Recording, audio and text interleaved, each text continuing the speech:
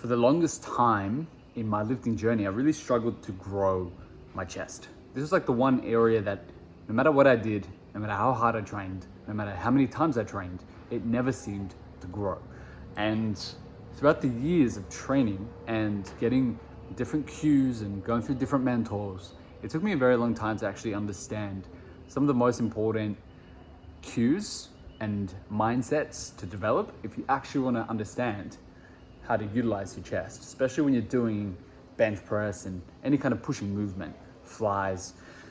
And if you're someone like me, shoulders has always been a dominant muscle group. It's always been something that easily could take over. Anytime I did pressing movements, you could see that the shoulders would kind of round forward and the delts would start activating and taking a lot of the load when you did those pushing movements. And also the triceps as well. Lots of using the arms and the shoulders to push rather than actually understanding how to utilize the chest in your push. Now, a lot of common cues maybe that you've heard when you do movements like bench pressing or any kind of pressing in general is to pull your shoulder blades back and down.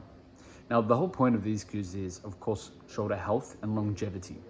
However, I found that alone wasn't really the cue that at least worked for me when it came to engaging my chest and even utilizing my chest in a bench press, which at the end of the day, the goal is to get your pectorals and those fibers to really activate because they're simply just stronger than your shoulders and your arms. So that is the priority when we are doing pressing movements. We're not pressing to press the heaviest amount of weight possible most of the time if you're not competing in powerlifting. We are pressing to develop our chest. So all of these shoulders back and down and drive them to the hips, and that works for some people, but it doesn't work for others. And if it hasn't worked for you, this is really gonna help you. And what really helped me was a completely different mindset in regards to how to utilize the upper torso. And this came down to when I entered a powerlifting gym. This one guy gave me advice that was very different to what I had heard in the powerlifting realm, where the objective was to lift the heaviest amount of weight possible. And he told me this. He went, well, don't stress so much about pulling your shoulder blades back and squeezing your back when you bench press. That will happen naturally when you are holding a weight. It's gonna pull your shoulders back and down, and you wanna let it just do that naturally. Really what you wanna focus on doing to utilize your chest is to actually rotate your sternum like you're trying to spill it over your neck. So what that would look like is if I'm here and I'm holding the bar, I'm just gonna imagine getting this and rotating it over my neck, just like that. And maintaining this position as the weight comes down and as the weight comes up. And what can easily happen is that as the weight comes down and you start to load this position, it can be very easy to collapse the upper torso position, which is what we don't want because it's going to take the tension off of the pecs and then back onto the delts. So it's very important that as you are resisting the weight on the lowering phase, you are maintaining this sternum position and you're keeping your mind in the pectoral fibers, okay? If you don't know how to keep the weight transferred onto the pec fibers, focus more on that sternum position, that rotation and that chest pop. And when you do press, so what's gonna happen is that it's gonna come down, you're gonna fight for this position, and it's gonna be very hard. And when you push, you're gonna wanna kind of round your shoulders over and then drop your chest. But you wanna maintain that rotation and chest pop as much as you can, even on the push. And then when you do it, you're gonna leverage it yourself and pin yourself into whatever padding that you're using as you're maintaining this upwards rotation of the sternum, and you're gonna visualize forming a nice big mountain up in your chest here, right? The whole Arnold thing of he tries to like hold a cup on his chest or whatever it is. You're trying to bunch it up, essentially.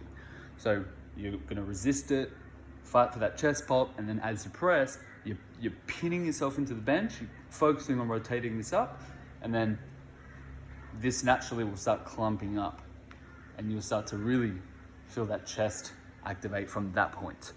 And you really wanna just avoid pushing with the shoulders and dropping the chest.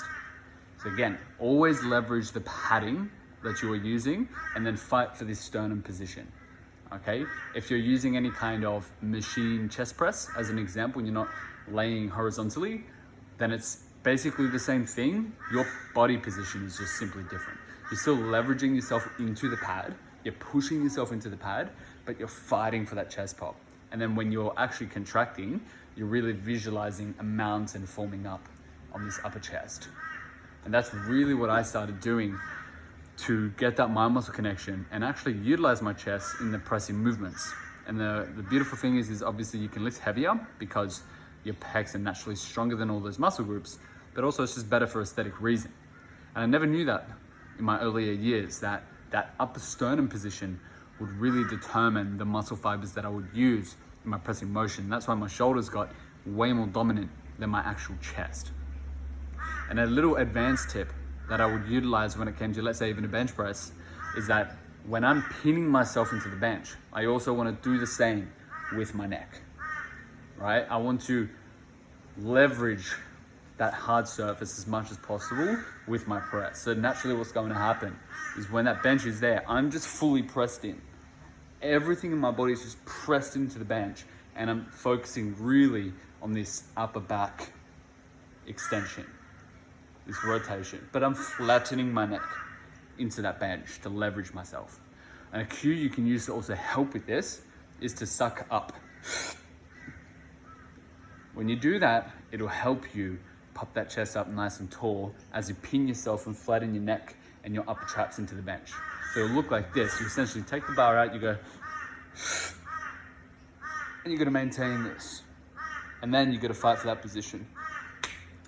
And yeah, that's essentially a massive, massive thing that completely changed the game with chest gains, strength, and overall aesthetic. Hope it helped. I know it can be very confusing, especially when you don't understand how to utilize your body in this way. And some people can do it really naturally. Some people, they really have to learn to fight to keep that position. So I hope it helps.